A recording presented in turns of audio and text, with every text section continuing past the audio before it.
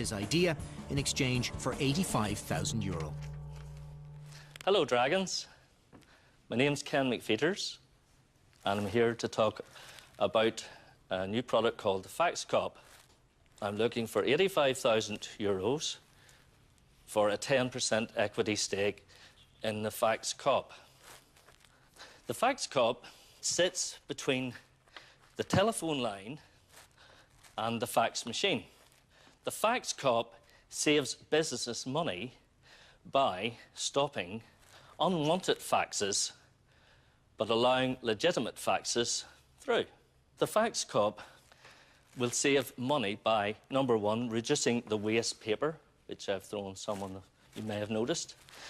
Inkjet cartridges, half a litre of ink, believe it or not, is €500. This is 1,000 times more expensive than petrol. The FaxCop saves you money by reducing the consumption of ink by up to 85%. There are over 100 million standalone fax machines in the world today. And this means that the FaxCop can have a market of over €10 billion. Any questions, please? Ken's evaluation of his company's sales seems to have troubled at least one potential investor. But Gavin's first question focuses more on the technical aspects of his invention. Hi, Ken. Hello. My name is Gavin. Hello, Gavin. What numbers does the FaxCop stop coming through? How does it decide this is a junk fax, this is a very urgent, important fax for this office? It has worked out a way of telling the difference of what an automatically sent fax is versus a manually sent fax. And 99% of all junk faxes are sent by automatic machines. Ken, I didn't grasp that at all. Hi, I'm Sean. I'm sorry, Sean. I didn't grasp the intelligence that allows it to filter the junk fax from the fax that's wanted or required. Yes. Well, that is actually where the intellectual property is in the device, Sean.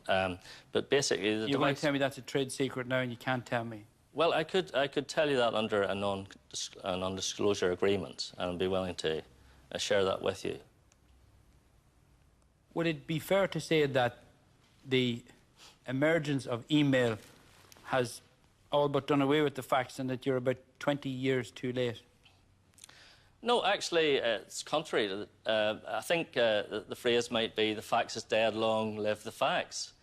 And actually, Euromonitor research has shown that the use of fax machines in the world is basically quite steady. And last year in America, there were 10 billion faxes sent. I think you're making a novel out of what is really a short story, but I'll wait to listen a little more. Thank you. As someone with interests in telecommunications, Sean Gallagher is aware just how quickly technology can become obsolete. But it would seem Niall O'Farrell also shares his concerns.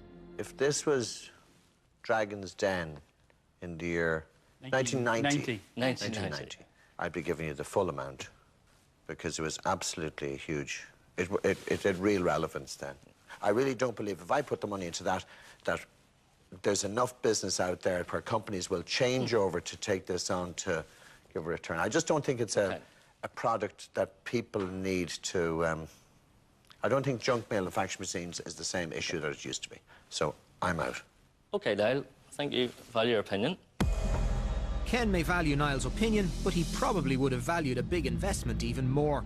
While Niall and Sean feel the FaxCop has come too late, Bobby wants to unravel its technical intricacies. You said that it selects automatic faxes from manually sent faxes. Yes. If Niall sends me a fax from an automatic machine, will his fax to me be blocked on the FaxCop? No. Why? Rather than get into the details of actually how this specifically works... Yeah, well, this is what you're being too vague, and it's one of these things where, you know, if I tell you I have to shoot you... no, I'll not shoot you. Like, you know, you can either tell me or you can't. I hate your sort of cloak and dagger approach to not telling us what the product is. And I think it's a yesterday's product. I think you're a man in a different era. And for that reason, I'm out. Ken is clearly uncomfortable with divulging what he feels are trade secrets, but is it going to cost him any more investors? Sarah Newman still has a few questions to ask. Ken, I'm Sarah. Hello, Sarah. Tell me, Ken, have you approached any of the office supply companies who potentially would be selling your product in their catalogue? Yes, very interesting, Sarah. I have actually approached companies that basically implement technologies to reduce waste in an office environment. And they have indicated to me that they would be interested in, they would require 1,000 of these a week. OK, so have they placed an order, Ken? No, but we have sold the FaxCop to all the people that basically have been trialling the product. They thought it's so good that they wanted to buy it even before we have it finalised. OK, and whereabouts are you in the patent? The patents are through the national filing stage. When did you file them, Ken? In 2006. OK, and how long have you been working on this? Possibly 3 years. OK, full-time? No. I'm actually a process engineer, and I run a company in Newton Ours, and what we do is we sell into steam users like Diageo, the big pharmaceutical companies, and what we do is reduce their fuel consumption. Here's where I am, Ken. I do think you're a little late to market with this product. I'm out. OK, Sarah. Once again, the timing of Ken's invention has been called into question. It's a huge stumbling block, which was first highlighted by Sean Gallagher, someone who, in the meantime, seems to have warmed to the idea. I'm in the technology game. I could see a mass market for something like this. How much money has been invested in this product to date, Ken? About £100,000. Where did that come from? From my own savings and my revenues from my other companies. Ken, you've made a mistake which I think is common to many people who come into the den. I think you've pitched the value of your company extremely high at this stage. But I do appreciate that you've put 100,000 of your own money to bring it to this stage. So I'm very much impressed by that commitment. I'm going to make you an offer, but I'm going to make you an offer for half of the money, which is 42,500. And for that, I would be looking for a 20% stake in the business. OK, Sean. Anybody else interested in helping us out?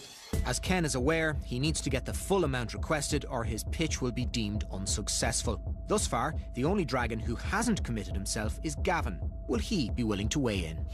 Ken, the lack of trust that now exists in financial services with the meltdown means that the move towards electronic signatures may certainly be halted.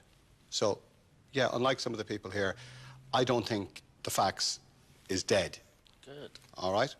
But Ken, I don't think you've given us the full facts, because your intellectual property here that you've patented either works in one of two ways.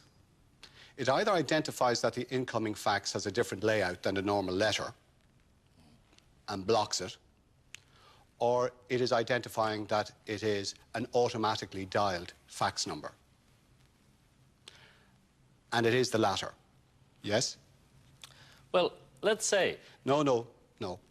Is it the latter? No. It doesn't identify any phone number. Well, So Ken, we're down to the serious end of the game. If you want an investment from me, you better tell us how it's blocking those numbers. Don't waste a good opportunity, Ken. Gavin, I can assure you the device works well. It's an automatic device, and if we were willing to do a deal with me, I will disclose exactly how the device works before that the deal is cemented.